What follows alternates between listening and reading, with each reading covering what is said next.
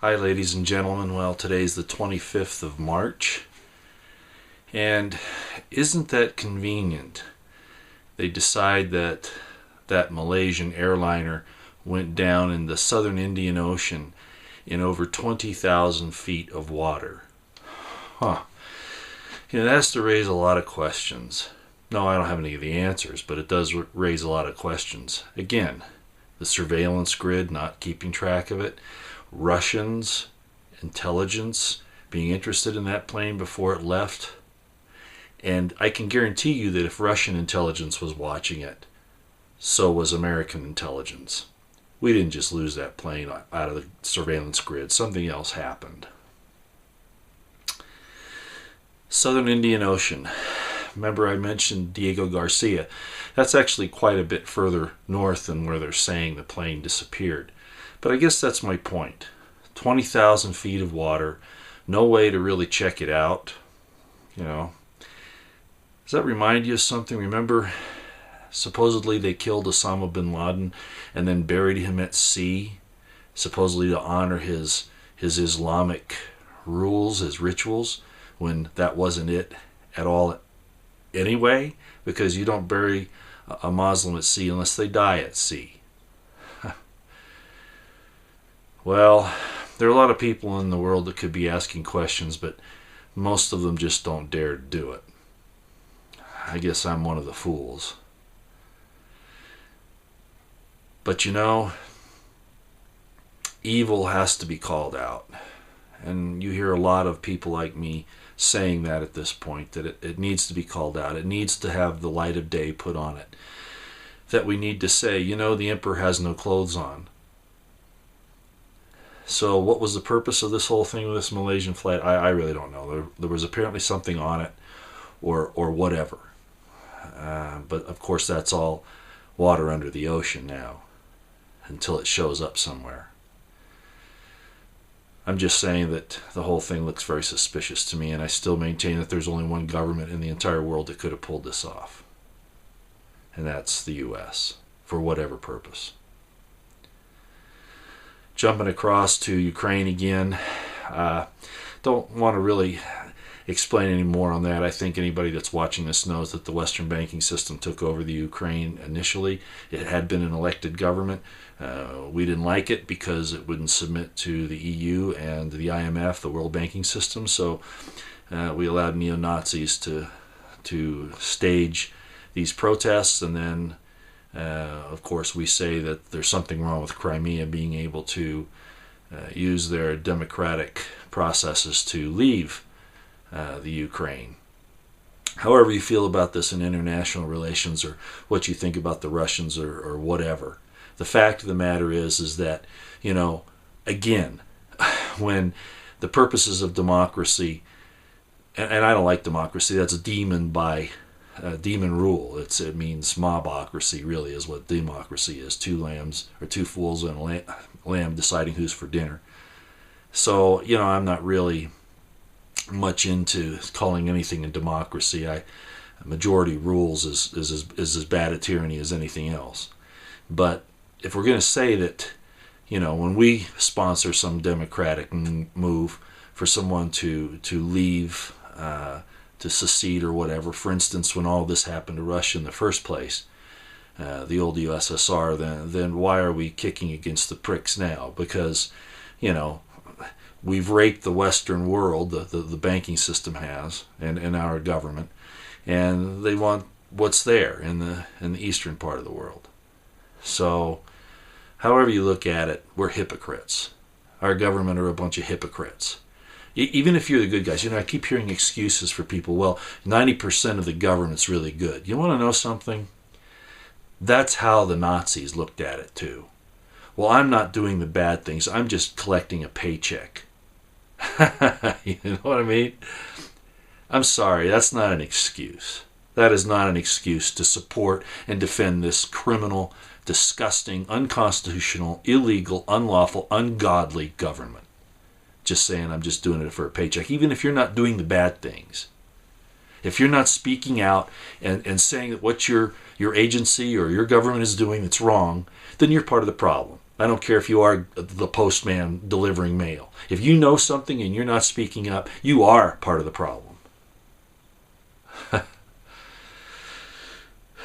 Anyway, so, the G8 kicks Russia out of it, and Obama gets up and gives a speech at a press conference there, and I guess that wasn't at the G8, but it's over there in Europe anyway. And he says his number one concern isn't Russia. Really. It's a terrorist letting a nuke off in New York City. Now, as some of the other commentators have been talking about, we had the Dyess Air Force Base loss of those nuclear weapons several months ago. We had the Air Force Base in Montana losing back in 2007, and some people actually died after that during the cover-up. We think that those probably went to Louisiana, but we're not sure where they ended up. And now, of course, we have this Malaysian airliner, and we have this constant thing about, somebody's going to set off a nuke in the United States. Okay? We have DHS preparing. You've heard me say all of this before. DHS preparing for war against the American patriots, conservatives, gun owners, vets, libertarians, Christians, etc., etc., etc. We've had all the theft by the banks, supported by the government. You have the IRS and its scandals. You have Fast and Furious. You have NSA. You have the FBI with the Boston bombing. You have the very questionable situation at Sandy Hook. And I could go on and on and on. And now, as we did last year, there are helicopter urban warfare drills going on in Florida, near Fort Lauderdale, I believe. Why? Why do they keep doing this? To prepare for war in Europe? Well, that's real interesting, because the place they built in Virginia, of course, for all this urban warfare training is a typical American town with all American markings. There's nothing Eastern European or Southwestern Asian or Middle Eastern there. Okay? And then you have Northcom and DHS preparing for this big, it's an exercise, it's a drill that's going to take place in Alaska. And who are the people that they claim are the problem? The same standard mantra. Those who stand against socialist tyranny and against martial law, i.e. conservatives, Christians, vets, etc., etc., etc. Now, I'm not saying that there aren't times when martial law needs to be used, but we see all this build-up, as I've said time and time again, and it's for the American people as a whole. It's not to control a situation when American people are necessarily unlawful. It's because the government has done unlawful things, and they know, at least the rogue elements of it, are going to get caught. I told you a year ago during the Boston bombing thing that this thing in Boston turned out to be a war between two factions of the government. Okay? Whether it was the CIA and the FBI, or whether it was some other part of the government, the NSA, I doubt it was the NSA. The point is, parts of the shadow government that have enough power that they can control things. And there might be different factions. Well, there are. Isn't it interesting that, people in Congress that are standing up for the NSA, when all of a sudden they found out, like Feinstein, that they were getting spied on, now we got a problem. Do you see? This rogue, cloaked, illegal, illicit government that controls the entire thing, even the Congress, is at war with all the parts of the government. The military-industrial intelligence complex, I'm going to call it, is at war with the entire rest of the world, and even our own government and our own citizens. That was what I was pointing out to you in Boston last year. And now we have this thing with Congress getting spied on. Even the Intelligence Subcommittee getting spied on by the very agencies that it's supposed to control. Do you see? We had drugs being flown to the United States from the Golden Triangle by the CIA. You have the poppy fields in Afghanistan being protected by the American military, and the poppy crops and the entire poppy opium production and the amount of it being consumed has gone up a hundredfold, 1,000-fold, whatever. I mean, I don't have the statistics right here, but you can look it up. All under the auspices of this U.S.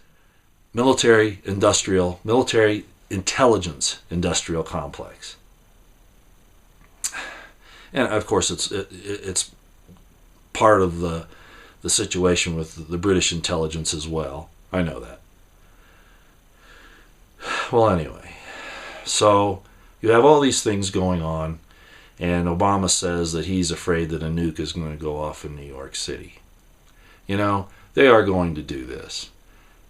Missing nukes, small tactical size nuclear weapons. They're going to do it.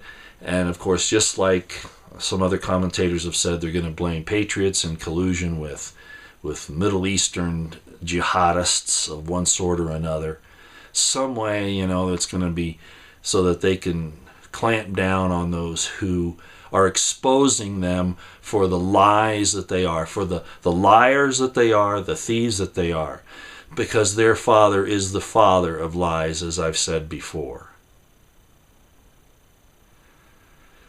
So things are progressing. The war in the government amongst the different factions is proceeding. States are talking about seceding. We had Idaho.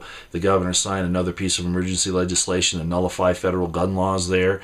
Don't you see that this whole thing that is happening, because they will not abide by the Constitution, is ripping this nation apart in every conceivable way? I'm a little upset today. Balkanization of the United States. Do you know what that means? Look it up. That's what's happening. We're and rightly so in some situations, you know, because the central government is just so gosh awful evil and too powerful. But it's all by design. I guess you could say that it's, you know, it's cause and effect. But when you see all these other things happening with the bankers and all that, you can pretty well say, okay, yeah, this is an engineered event. So I talk about preparation. Again, I'm here today. I keep saying I'm probably not going to do many of these, but you know, I see these things happen, and I just got to get back to you and say prepare. Physically, for food, because some people say, well, I don't want to survive this thing. It's going to be that evil. Hey, you know, that's the wrong attitude. The good people have to take the goodness forward, okay? No matter how hard it is, okay? The good principles have to go forward. And who's going to do it if you don't? So prepare physically with your water and your food and your ammunition, your whatever, however you want to do it, okay? However you feel like you need to. So to survive physically, but also spiritual preparation. Not just to help you to survive physically here, to have an attachment with God, okay?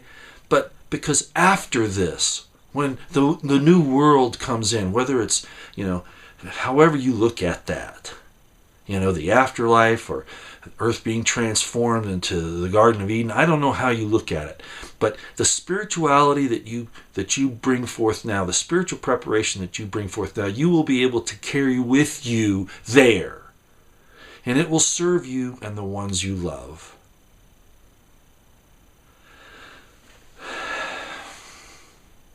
You know,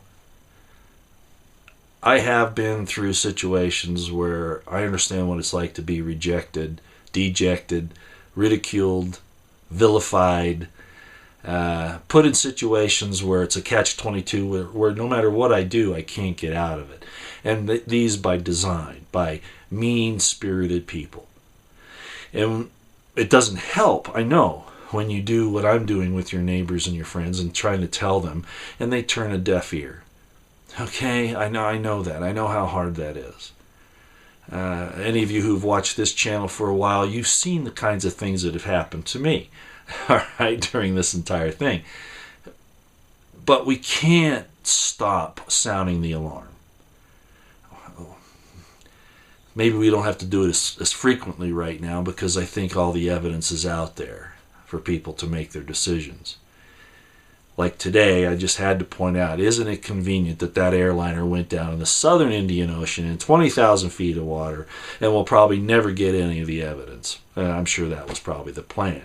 I'm not even sure that plane ever left the ground, number one, but if it did, then there could have been a switch in the air. A whole lot of things could happen, but to lose it on that grid, there's something wrong here.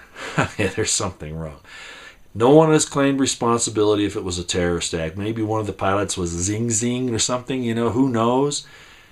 But a lot of this doesn't make sense. Just ask yourself, if a guy wanted to commit suicide, yeah, he might think about it for a while, but there's some patterns about suicides.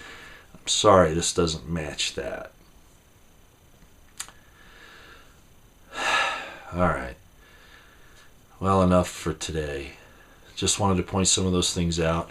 The most important thing, actually, of all of this is knowing that our government, people in control of our government, whether they be in factions fighting each other or just, everybody trying to grab a piece of their pie at the expense of all of the rest of us.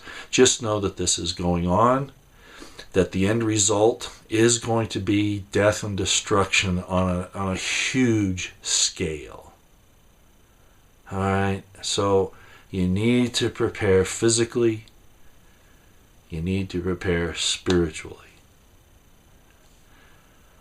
And I hope we can all help each other. We're going to need it. Okay? Enough for today. Sufficient for the day is the evil thereof. So keep your eyes on the horizon. Stay aware. Observe. Keep your ears to the ground. Listen for the drums in the deep.